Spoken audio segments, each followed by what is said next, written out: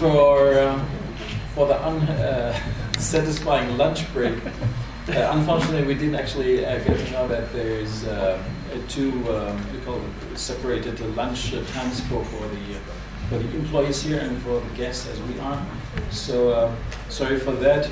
We were not aware of it, but I hope that you're still not starving. Not yet. Okay. And we will have a coffee break, and for those of you who might have something to drink, then we'll have also some drinks afterwards. So welcome again to the second session, to the second part of our conference today. In the morning we had our scholars from around the globe shedding a light on the Circassian genocide and the comparison in association with Sochi Olympics 2014. Now in the afternoon we'll focus on the same topic from the from the perspective of the Circassian diaspora. For that we have again distinguished guests. Let's start with a guest on to my right, Mr. Professor Dr. Errol Taymaz, representing the Caucasian Federation in Turkey. Unfortunately, Mr. Kanjobin Al-Shakov, he couldn't join us today, but we have Adil Bashkawi from Amman, in Jordan, a Circassian activist. We will have then a break, a musical break, where we listen to some music also dealing with the genocide and with the expulsion of the Circassian people. For that we have very nice musicians from Berlin and from Mönchengladbach, Jamberg and Ejlanur. And then we proceed with Mr. Iyad Uber, also with the second longest distance today to come here to attend to this meeting from New Jersey, representing the International Circassian Council.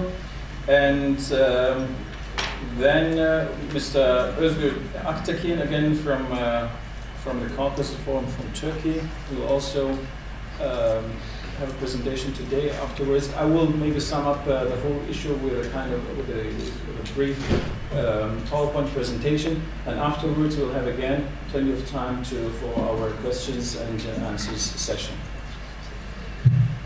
That's the road for the next 3 hours, or 2.5 to 3 hours. So let's start with Mr. Professor Errol Taymaz. First of all, thanks for coming and for joining this meeting today, and the floor is yours. Thank you. Öncelikle bu toplantıyı düzenleyen, 7. Çerkez Günü'nü düzenleyen Sayın İsmail Ertuğrul ve Levent Sürer'e Kafkas Dernekleri Federasyonu adına teşekkür etmek istiyorum. Bu toplantı ve benzeri toplantılar sanırım Çerkez soykırımı ve sürdürüm konusunun uluslararası toplumun gündemine getirilmesi açısından çok önemli bir işlev görüyor. Ayrıca bu sabahki panelde 3 değerli konuşmacı soykırım konusunda çok değerli bilgiler verdiler. Bu tip bilimsel çalışmaların da bu konunun aydınlatılmasına büyük katkıda bulunacağını düşünüyorum. O yüzden özellikle Avrupa Federasyonu'na teşekkür ederim.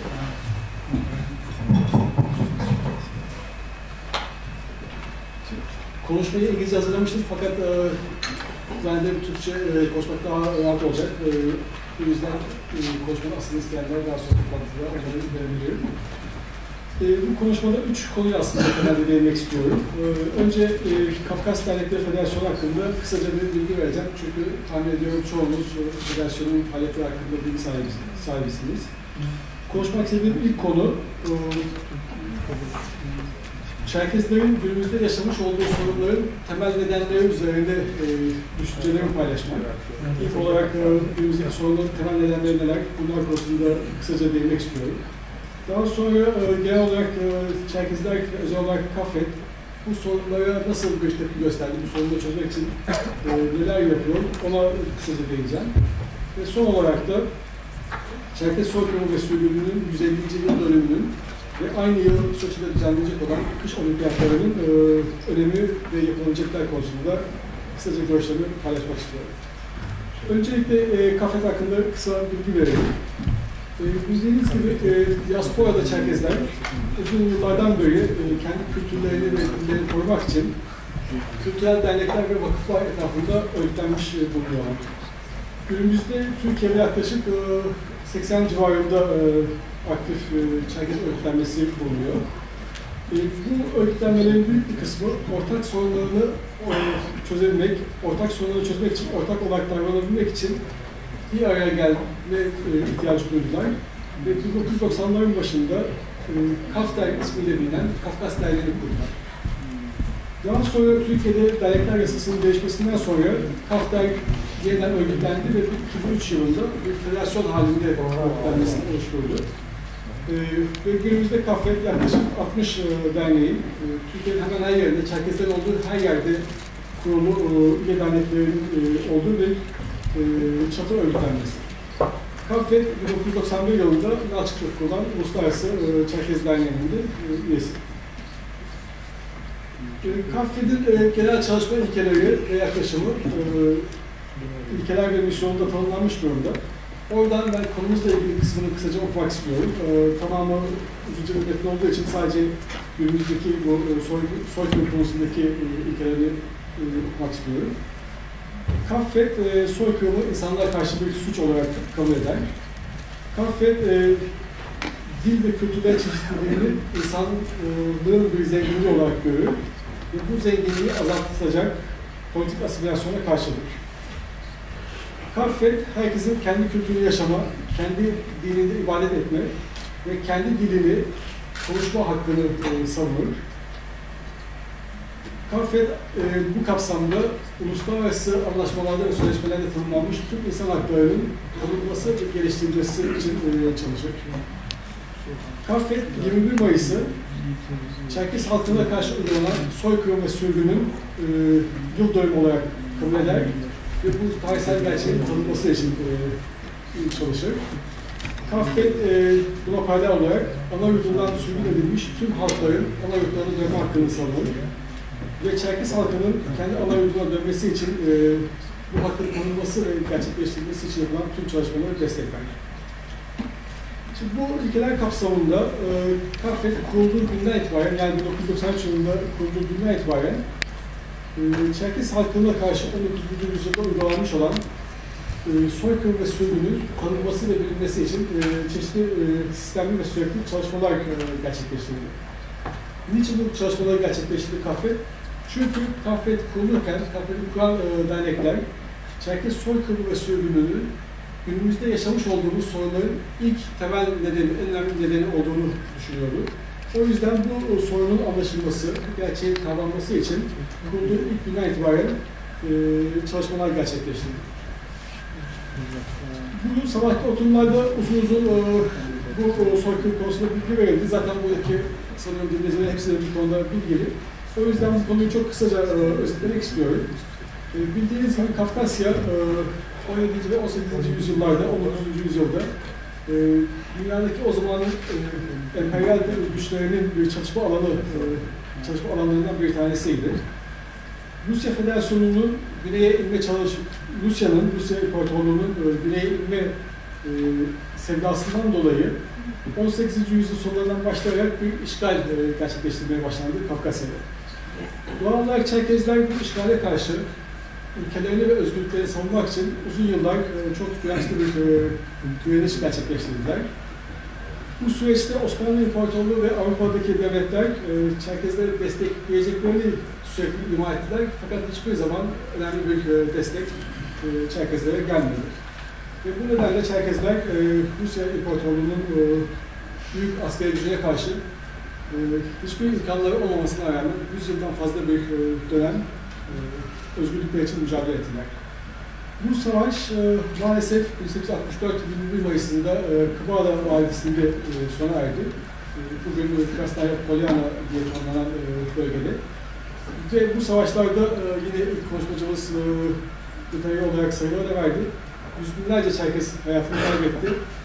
Tahminlere göre 1,5 milyon Çerkez çok kısa bir dönem içinde çok kötü koşullarda ana yurtlarından sürgün edildiler. İşte bu soykırım ve sürgün günümüzdeki Çerkezlerin yaşamış olduğu temel sorunların ilk ve temel nedenidir. Bu yüzden de Çerkezler açısından çok büyük bir öneme sahiptir. Sürgünden sonra Çerkezler Osmanlı topraklarına sürgün edildi, gönderildi. O zamanki nüfusun yaklaşık %90'ının sürgün edildiği tahmin ediliyor. Çok az bir nüfus kaldı ve bugün orada yaşayanlar o az kalan nüfusun devamı. Sürgün çok kısa sürede ve çok kötü koşullarda gerçekleştirildiği için yaklaşık 1,5 milyon insanın, sürgün edilen 1,5 milyon insanın 1/3'inin ya sürgün yollarında ya da ilk yerleşim yerlerinde hayatını kaybettiği tahmin ediliyor. Son derece acılı bir süreç yaşadı atalarımız. Ve Osmanlı topraklarına yerleştirdikleri zaman da tek bir bölgede toplanmadılar. Balkanlarda Tuna Nehri'nden başlayıp ta Amman'a kadar olan çok geniş bir coğrafyaya dağıtıldılar. Bu dağıtılma süreci, Çerkezlerin bilmediği topraklara dağıtılması kendi aralarındaki ilişkilerin kopmasına yol açtı. Ve bu nedenden dolayı bu yeni koşullarda, sürgün koşullarında kültürlerini ve dillerini koruma ve geliştirmelerinin imkanları büyük ölçüde engellenmiş oldu. İşte bu sürgün ve sürgünden sonra Çerkezlerin dağınık olarak yerleştirilmesi, günümüzde yaşamış olduğumuz sorunu ikinci tarihsel kökeninde. Tabii sürgünden sonra da Çerkezlerin acıları bitmedi. Maalesef hem sürgün hem de Çerkezlerin hakları, en temel, en basit insani hakları sürgün koşullarında reddedildi, inkar edildi. Sürgün yaşamında ki uygulanan bu baskılar, Çerkezlerin aslında bir anlamda sessiz halk olmasına yol açtı. Ve bu asimilasyoncu baskılar, günümüzde Çerkezlerin yaşamış olduğu toplumsal, tarihsel sorunların üçüncü kökeni. Özetlersek, Çerkezlerin yaşamış olduğu, günümüzde yaşamakta olduğu sorunların üç temel kökeni var. Ve bu üç temel kökeni üç kavramda özetleyebiliriz. Soygun, sürgün ve asimilasyon. Çerkezler var olabilmek için bu üç sorunu çözmek, bu üç soruna bir çözüm bulmak zorundalar. Ve bunun yolu da aslında belli, uzun yıllardır bu yönde mücadele ediyorlar. Bunlar neler? Asimilasyona karşı temel insan haklarını temel alan, kültürel ve etnik haklarının güvence altına alınması gerekiyor. Bunun için mücadele ediyorlar. Sürgüne karşı ana yurda dönüş hakkının tanınması ve ana yurtta varlıklarını sürdürebilecek minimum bir nüfus oranına ulaşmaları gerekli. Bunun için mücadele ediyorlar. Soykırıma karşı da soykırımın yaratmış olduğu tarihsel haksızlığın giderilmesi gerekiyor. Soykırımın tanınması ve tarihsel haksızlığın giderilmesi gerekiyor.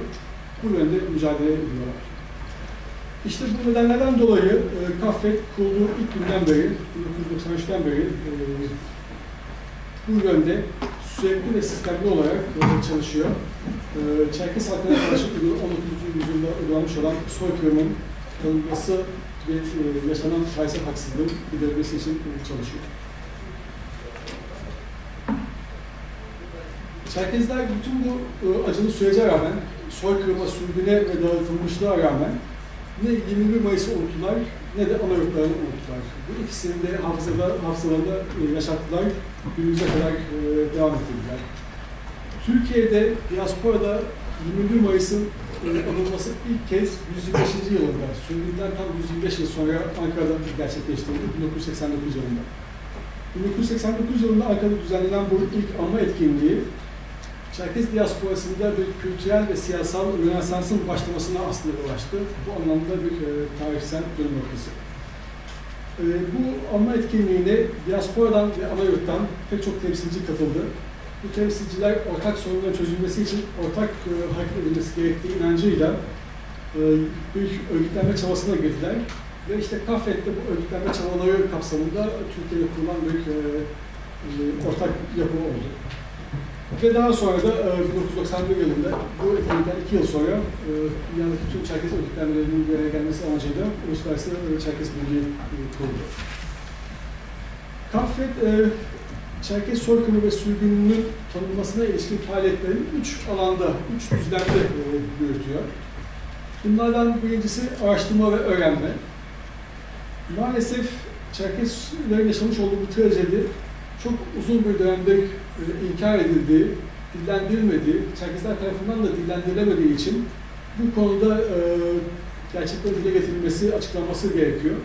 Bu yüzden Kaffet bir anlamda bir enformasyon kampanyası başlattığı ilk kurulduğu günden itibaren. Örnek olarak Türkiye'de Çerkes Soykırımı isimli bu iki kelimenin yayına geldiği ilk kitap 1993 yılında Kaftay tarafından yayınlandı. Çerkes Soykırımı'na ilişkin ilk kitap 1995 yılında